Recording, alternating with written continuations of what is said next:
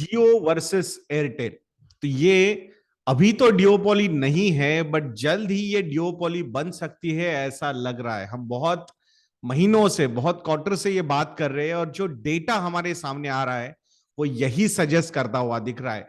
Quarter to के जब Airtel के नंबर्स हम कंपेयर कर रहे थे, एनालाइज कर रहे थे, तो डेफिनेटली सिर्फ और सिर्फ प्रॉफिट्स या रिवेन्यूज पे नहीं, ओवरऑल सब्सक्राइबर बेस कैसा है, एक्टिव सब्सक्राइबर बेस कैसा है, डेटा कंजम्पशन कैसा चल रहा है, कौन किस चीज के लिए कितना ज्यादा रेडी है, इसके बारे में आज हम यहाँ पे एक डिटेल डिस्कशन आप लोगों के सामने प्रेजेंट करने वाले हैं दोस्तों।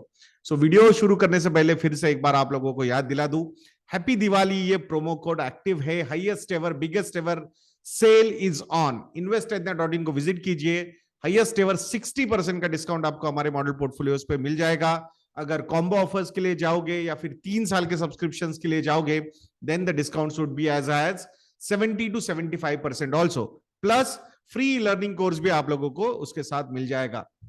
तो आइए दोस्तों, आप लोगों के साथ एक प्रेजेंटेशन में शेयर करने वाला हूं और उस प्रेजेंटेशन को थोड़ा सा एक्सप्लेन में यहां पे आपके सामने करूंगा। सो क्वार्टर टू के जो नंबर्स हमारे सामने आए हैं इन दोनों कंपनीज के, तो उसका रेवेन्यू का थोड़ा सा एनालिसिस करते हैं, कैसे रेवेन्यू ग्रो कर रहा है और एबिटा कैसे ग्रो कर रहा है और मार्जिन्स कैसे ग्रो कर रहे हैं। सो जियो के अगर ये नंबर हम देखते हैं, सो लास्ट ईयर सितंबर क्वार्टर में 19,777 करोड़ रुपीस का रेवेन्यू था जियो का, जो बढ़ के अब 24,275 करोड़ तक आगे गया है। EBITDA also from 9,294 crore rupees to 12,000 crore rupees। तो यहां EBITDA margins are at 49.5%। और अगर लास्ट ईयर के सेम क्वार्टर के मार्जिन हम देखते हैं तो वो 47% के। तो डेफिनेटली यहां पे मार्जिन की इंप्रूवमेंट काफी अच्छी तरीके से हुई है जियो में। Similar kind of trends are visible with Airtel also.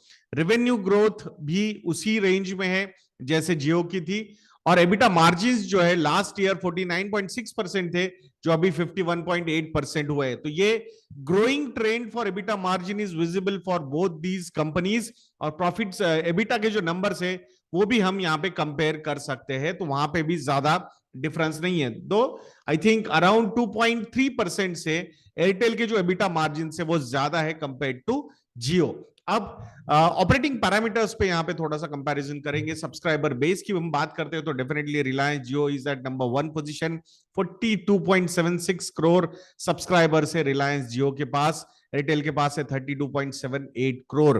Editions are in lakhs, 5 lakh, 13 lakh, 22 lakh were the additions last 2-3 quarters में। बट रिलायंस जियो के लास्ट 2 क्वार्टर्स के एडिशन के नंबर्स काफी स्ट्रांग है, 77 lakh and 97 lakh. But Q2 जो था FY22 का, उसमें 1.11 करोड़ सब्सक्राइबर्स इनके कम भी हुए थे। तो वो भी एक था जब जो प्राइसेस बढ़ाने के कॉल लिए थे, तो at that point of time जो सब्सक्राइबर्स का चर्न था वो बहुत ज्यादा था। Overall monthly churning number is 3.30% for Airtel. Jio ने ये नंबर प्रोवाइड नहीं किया है।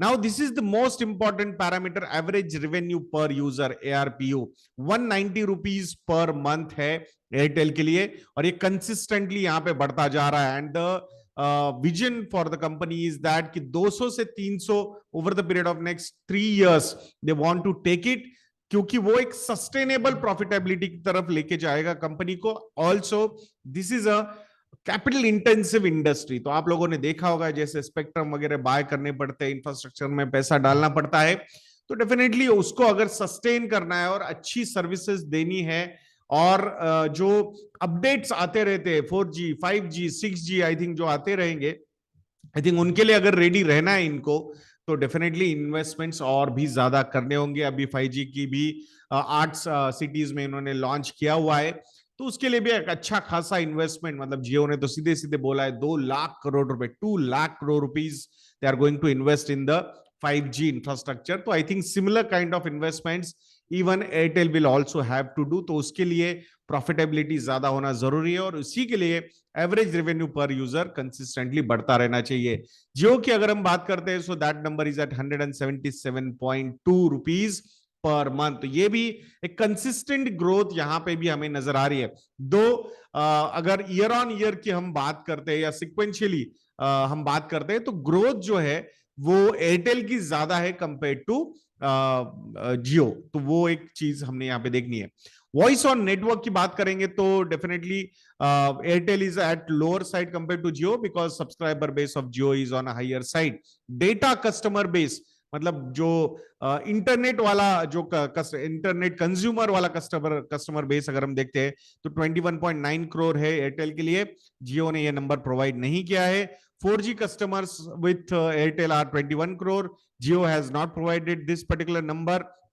Total GBs जो कंज्यूम हो रहे network wireless data consumption so वो है 1349 crore GB for Airtel, but 2800 crore GB है for Jio, majorly because their subscribers are on higher side. But per capita data consumption भी अगर हम देखते हैं सो ये एयरटेल के लिए 20.8 जीबी पर मंथ है, विजाविज रिलायंस के लिए it is 22.2 GB. So definitely consumption, per capita consumption is a little higher for Jio customers. और जो एक inflection point लाया था इसी कंपनी ने लाया था, जो मतलब प्राइसेस नीचे लाए थे इस कंपनी ने, तो इनिशियली इवन एयरटेल को भी उसका काफी प्रेशर झेलना पड़ा था।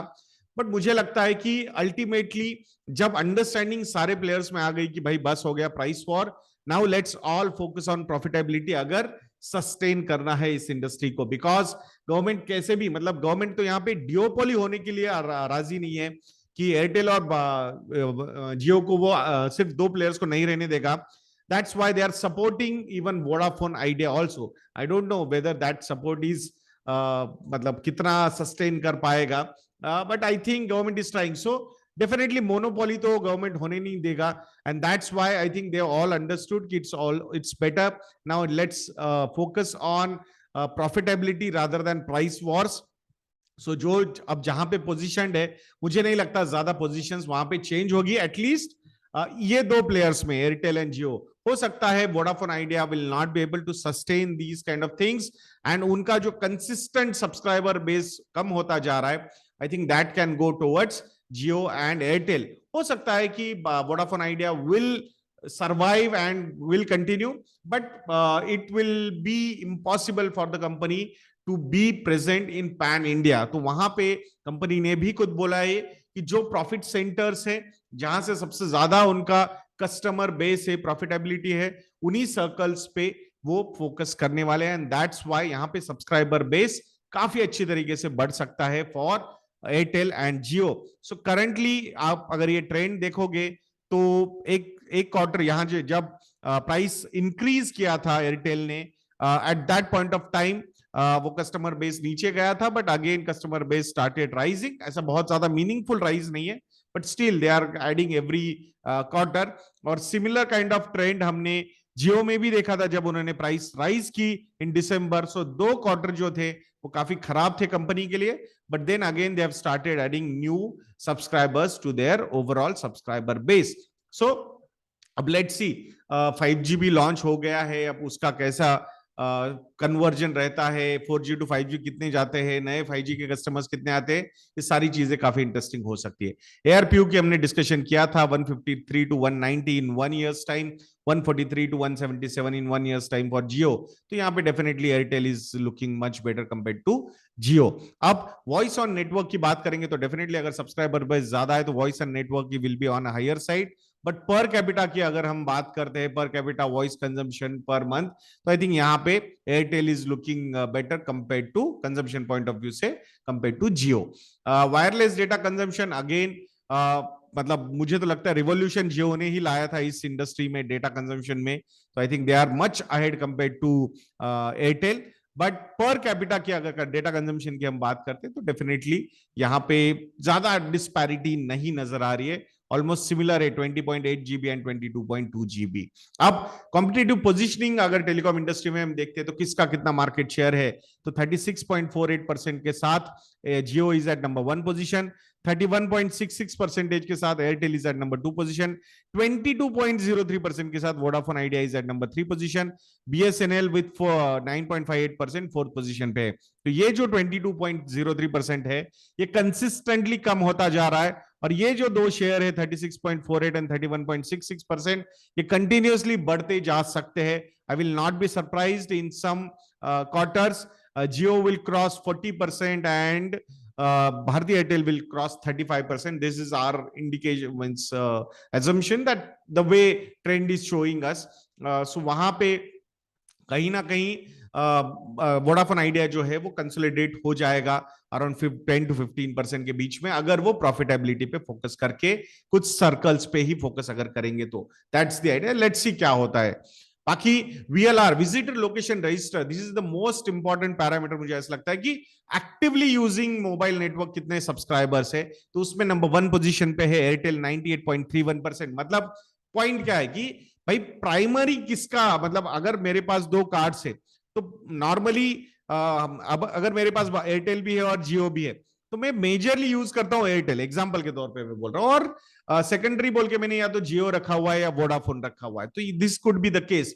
तो हाँ, ऐसा नहीं है कि मतलब एयरटेल सबके पास ही फर्स्ट पोजीशन पे है. हो सकता है कहीं के ये सेकंड पोजीशन पे भी हो, कि जैसे कोई जियो फर्स्ट यूसेज कर रहा होगा और एयरटेल को बैकअप बोल के लिया होगा, तो उस एंगल से. सो आई थिंक यहाँ पे एक्टिव वायरलेस सब्सक्राइबर्स की अगर हम बात करते हैं तो एयरटेल के पास ज्यादा है. मतलब एयरटेल को प्राइमरी मतलब सर्विस प्रोवाइडर बोल के ज्यादा लोग देख रहे हैं compared to other telecoms. I am not suggesting कि नहीं वही बेस्ट है और इसीलिए, but this is what the data is suggesting. Jio के लिए नंबर है 91.75%, वोडाफोन आइडिया के लिए नंबर है 84.65%, BSNL 51%, MTNL 23%, इंडस्ट्री का एवरेज है 88.19%.